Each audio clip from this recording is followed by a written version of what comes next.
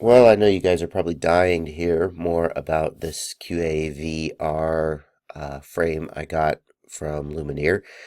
So I'm going to do a little black box log rundown. I always think it's interesting to put the microscope on myself and show you guys my own tuning process. Just because it's really easy to be critical of other people and cast down proclamations from on high. But you know, when the rubber meets the road for your own self, can you get it done? And so you know, I'm no exception.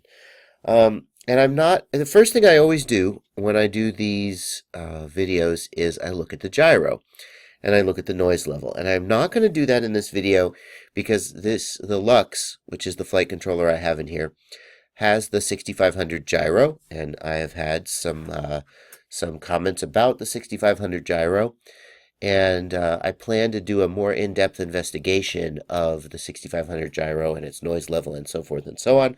And so I'm not going to give the game away a little bit by previewing it here. So we're not going to do that. But suffice it to say, I flew this copter today. It still has a little bit of tuning to go, but it flew fine. There were no complaints to be had yet, and we'll leave it at that for now. Let's take a look at the black box logs. So we'll start with roll. And by the way, so this is Betaflight 235, and it's with the default PIDs, except I took the D gains down to 5 on all 3 axes. So the P's are just default. I was like, well, let's just go with the defaults and see what happens. Also, I have the hardware filter off, and I'm running in 2 kilohertz mode, if that matters. Okay. So if you look at the P gains, I wanted to show you guys this because, you know, if it was just another boring thing, I wouldn't bother showing it to you, right? Oh, it looks good, flies great, okay, nothing more to say. But I think this is a good example of what a slightly high P gain looks like. And many of the times these days the P gain is a little low, and I say, oh, you could turn it up. And I think this is a good example of a P gain where I'm going to turn it down. I didn't have a high def cam. I only did 1 battery today because I had other things to do. But I didn't have a high def camera on, so I can't verify whether or not there were any visible oscillations. Okay, but I didn't notice any oscillations. But you know, with a high def camera, sometimes you see them when you don't see from the ground. But here, if we look at the actual logs, we can see that there are, like right here, I'm barely off the throttle, right? The 1199 throttle, and I'm already starting to see oscillations in the P term on roll. And the oscillations settle down, and oh, now they're back, and they settle down. And by the way, you'll notice my throttle doesn't get very high, so this copter has a relatively low hover point.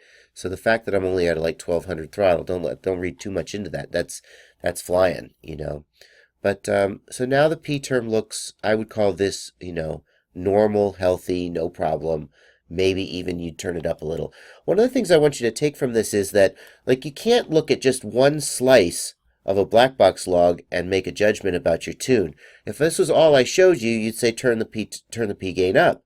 But if you look and you say, oh, wait a minute, sometimes it looks like this, right? You say, oh, well, don't turn it up, right? Maybe turn it down. So you have to look at the big picture.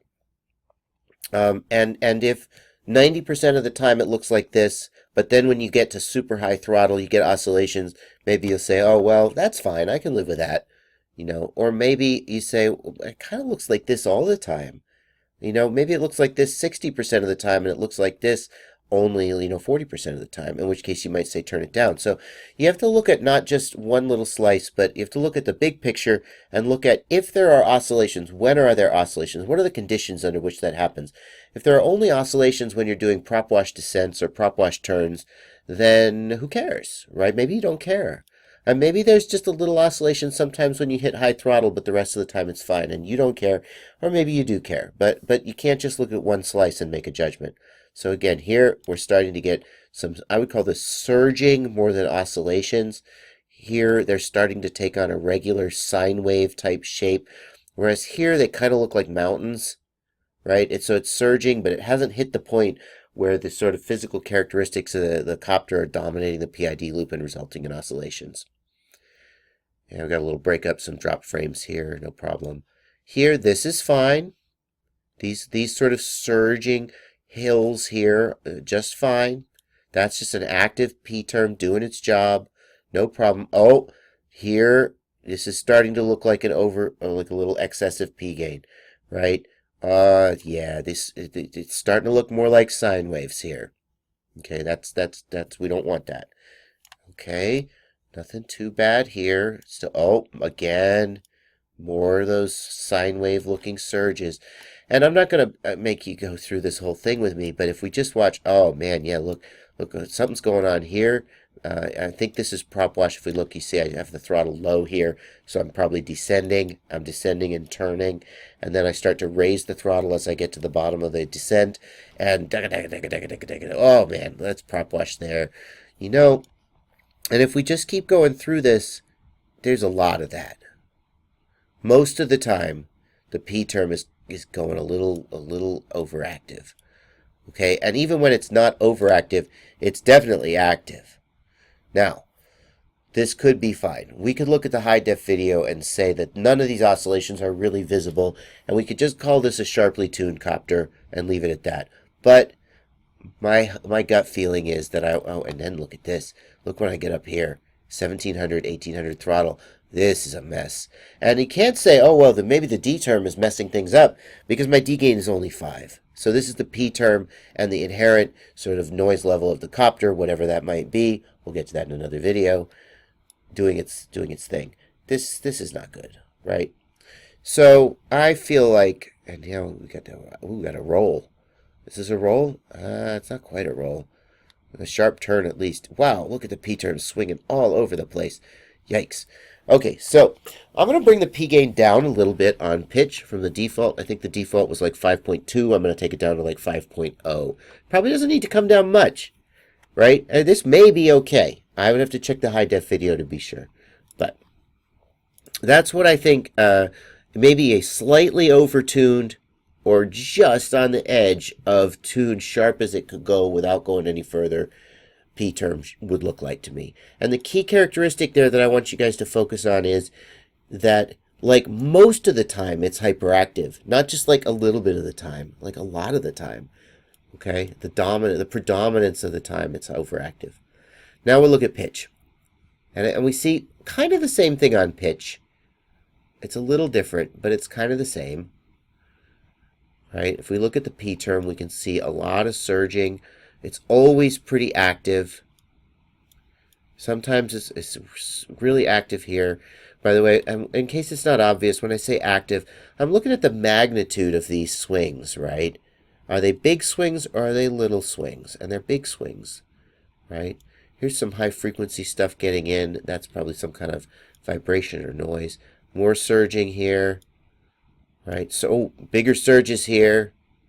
So it's not like we have a scenario where there's a little surge and then it settles down. It's like it's constantly unsettled, right? Constantly surging, never settling down. So bumpy here, bumpy here, bumpy here, right? Still happening. And if we go to the high throttle, the full throttle, right? Yeah, big spikes there. Big. Look as the throttle comes. Here's prop wash. Look at that. Big spikes there. Oh my goodness. And here's that high throttle. 1800, 1700 throttle. So this, by the way, I'm gonna spill the beans a little bit. This kind of thing here is not really tuning. It could be excess D gain making noise.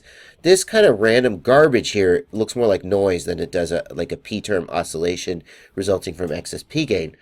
It's just kind of garbage. It doesn't look like an oscillation, does it? Or a surging. It's just garbage.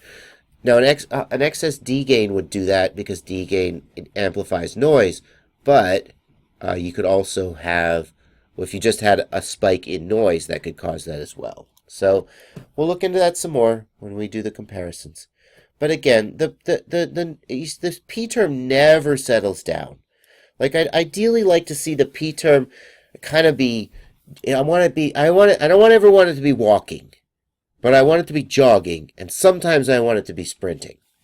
But if it's constantly sprinting, that's not good. That's not good for the copter. It's not going to make it fly better. So I feel like this is also just slightly overtuned. Maybe not quite as overtuned as on roll. It's hard to judge. I'm going to bump this down a little bit too. And then we'll go to yaw. And again, these are the Betaflight defaults, Betaflight 235 defaults. Yaw, the D gain is, it's interesting to look at the difference in the D trace between these three axes because the D gain is the same on all of them. So if the D trace is smaller on one of these axes, it means that axis has less error. Well, that's not, you know what, now we're getting into calculus, set it aside. But it does reflect on the different characteristics of the three axes, that the same D gain results in very different D traces on all three of them. Looking at the P looks active, normally active for yaw. There's usually a little more high frequency noise in yaw, which you can see as these narrow spikes. That's normal in yaw. Nothing to complain about there.